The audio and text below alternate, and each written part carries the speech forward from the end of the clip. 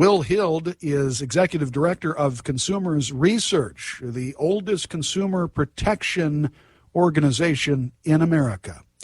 And we ask this question of Will: is corporate wokeism really retreating or just going underground? Will, thank you so much for joining us on this edition of the Dan O'Donnell Show with Matt Kittle. It's so good to be with you today. Thanks for having me. Absolutely. And we had a longer conversation, and we will air that coming up down the road. You can find that on the Federalist Radio Hour podcast. You can find that where all of your podcasts are located, and you can find just about every podcast out there on your iHeart Radio app. All right, well, I know you guys have been tracking this for a long time, and that is really the question. We have seen corporate America, corporations that were so entrenched into this DEI woke movement, and then all of a sudden something curious happened, Will. The American people, the American consumer, at least a lot of them said, we don't like that crap. And they turned away. They voted with their pocketbooks. And so a number of corporations have decided to drop these things. That's good, but have they dropped them for good? That's a great question. And I think the way I would answer is to say they are retreating, but they are not repenting of what they were doing.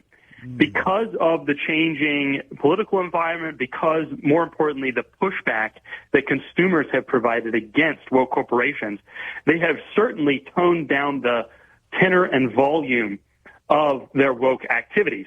But one of the things we're seeing across corporate America is they are taking a wait-and-see approach. So you have things going on like companies switching from having a Department of Diversity, Equity, and Inclusion into having a Department of Belonging. But they haven't changed any personnel. They haven't even changed the stock images on the DEI page, which is now the Department of Belonging page. So this is an indication that what they're trying to do is simply relabel old activities that consumers increasingly find obnoxious, and the current Trump administration, if it includes racial discrimination, it finds illegal.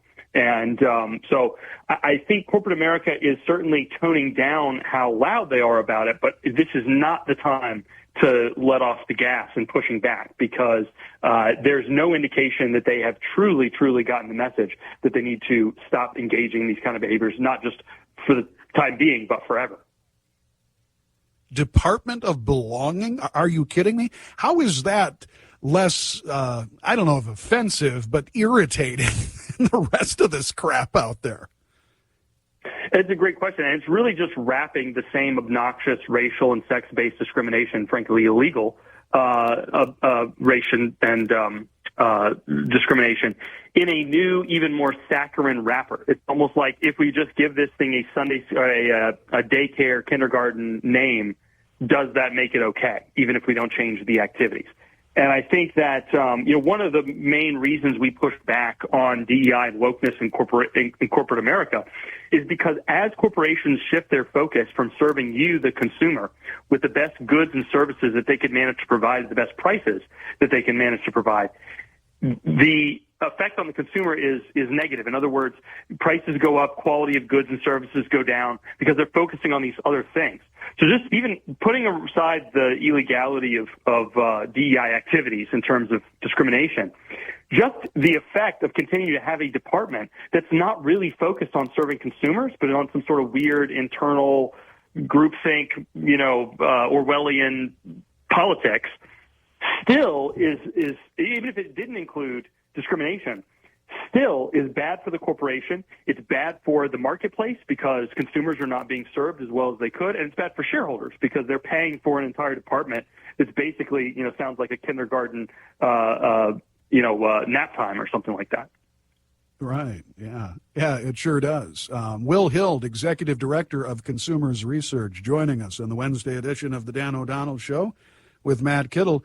You have been tracking this. In fact, you have a tracker on your website. What are some of the more egregious examples of doubling down on wokeism in corporate America? Absolutely. Well, one of the most recent and particularly egregious was Microsoft, a company that we put out a woke alert on their we call them DEI double down, where they basically says we don't care what the Trump administration says, or the Department of Justice, or the Department of Justice Civil Rights' new director, Harmeet Dillon, says, we are going to continue to engage in DEI.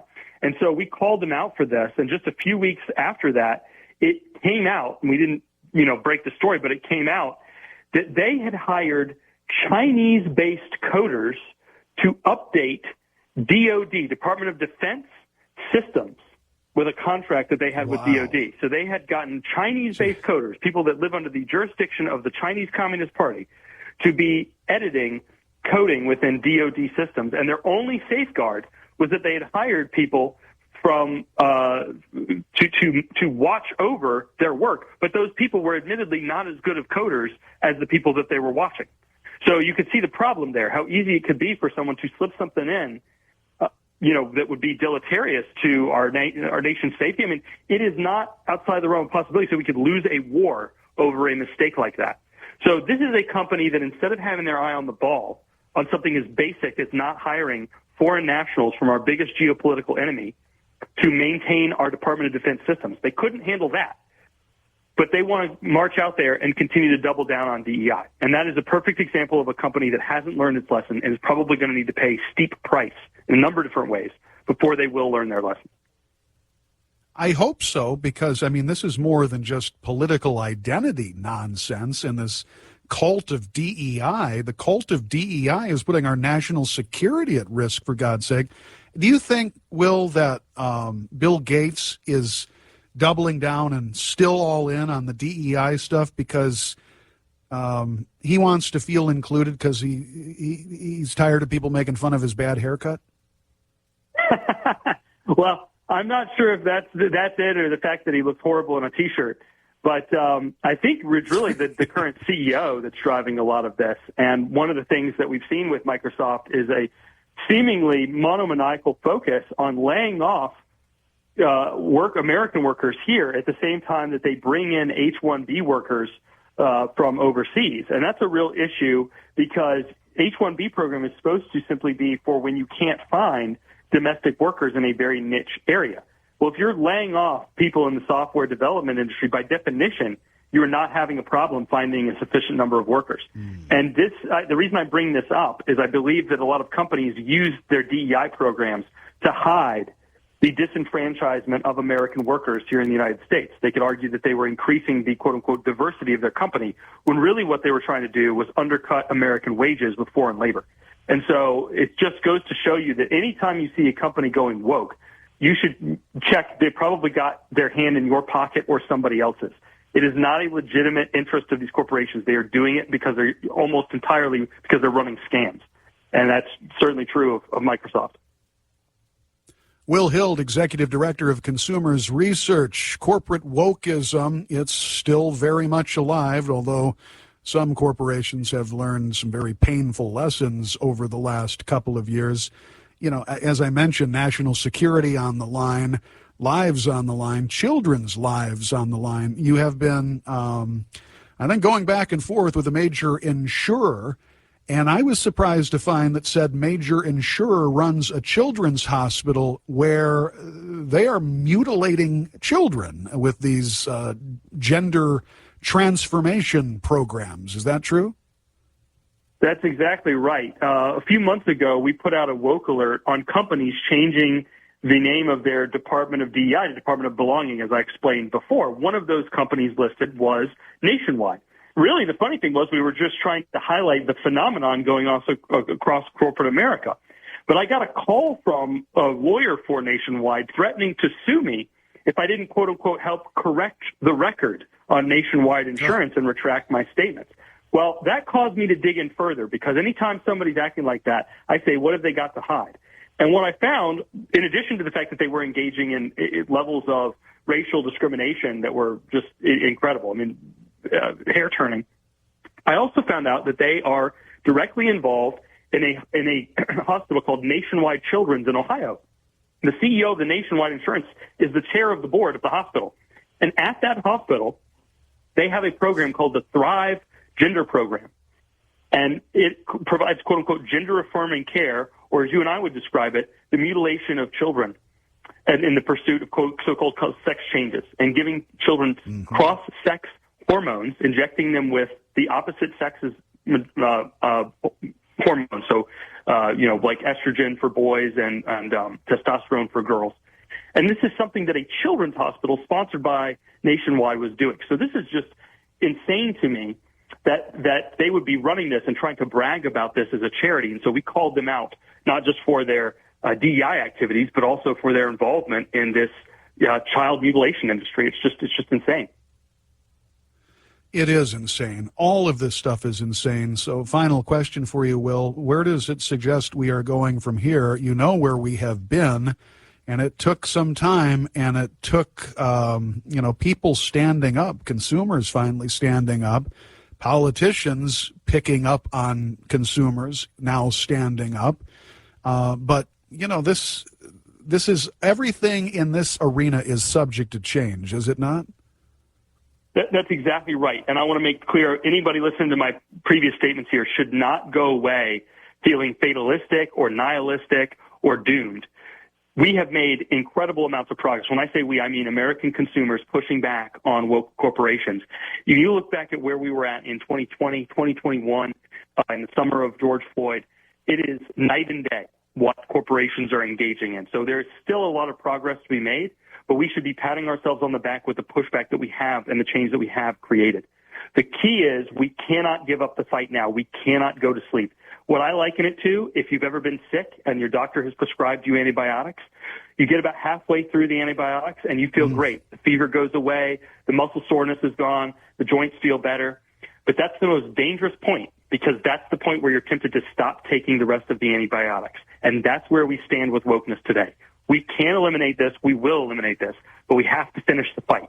And the symptoms are not as bad right now, but the disease is still going on, and we have to kill it. Well, to be honest with you, that's why I'm still suffering from malaria, Will. I got halfway through. I was feeling better, and there we go, and here I am. And the thing with the tsetse fly, the dengue, whatever that thing is. But in all seriousness, I mean, that's Americans for the most part. Most Americans don't want to be bothered with this nonsense. They don't want the DEI stuff, but the radical left pushing it refuses to stop. So I guess the ultimate final question here is, what do you do with a left that, like Rust, never sleeps? That's exactly right. And Rust is the perfect example. Far left liberalism is really, it almost acts like Rust. It's a force of entropy, and it is a constant. And unfortunately, you're 100% right. As conservatives, our general notion is we just want to live and let live. We don't like trying to impose ourselves or constantly complain about things that we don't like. We just rather do our own thing. But here's the problem with that. The side that wants to win will always beat the side that just wants to be left alone. And that's how we got in this position in the first place, by giving a little and giving a little and giving a little, to the point where we have nationwide insurance, part of a hospital that mutilates children. So we cannot act like that anymore. We have to be on alert. We have to be activists. We have to be fighters. That's part of what consumers research exists to do. We are nothing on our own. But we have had a lot of successes because we are backed by a lot of consumers who are willing to push back on corporations when we shine a light on the things that these companies are doing. We have some, for your listeners who would like to get involved, on our website, consumersresearch.org, we have a way to sign up for woke alerts. These are maybe once every other week text messages that highlight a company that's gone woke, done something particularly egregious. But we don't just send you a text message to get you riled up and angry and, ruin your day. We always provide a way to contact the company and push back. Because while it's very important to use your wallet when you speak to these companies by moving your business elsewhere, do not underestimate the power of the consumer voice. Emails, phone calls, I can tell you from personal experience, they absolutely matter. They make it all the way up to the chain of the CEO when they happen in mass. And there have been companies, we've seen them, Target, Budweiser, who've made radical changes after they've made significant mistakes because of widespread consumer pushback. So never underestimate the power that you as an individual consumer have. So if you'd like to sign up and become a warrior to push back on woke capitalism, you can visit us at consumersresearch.org or follow me at Will Hild. That's WILLHILD on X. You can always, as we highlight this kind of stuff on social media, I can tell you every company hires hundreds of people to follow okay, what's going on. Maybe not hundreds, dozens of people to follow what's going on. And so when you mention them, when you retweet stuff that's negative about these companies, they see it and they hear it. Well, very good. It's very important work that you all are doing, and you are by far a better man than I, Gungadin. I would say 90%, maybe 95% of all of my text messages are meant to rile up and ruin people's days. So you're doing good. You're doing good. Thank you so much for joining us. Enjoyed the conversation. We hope to talk to you down the line. Thank you so much for having me. Would love to come back. You bet. That's Will Hild, Executive Director of Consumers Research. You can reach out to them if you want to get involved.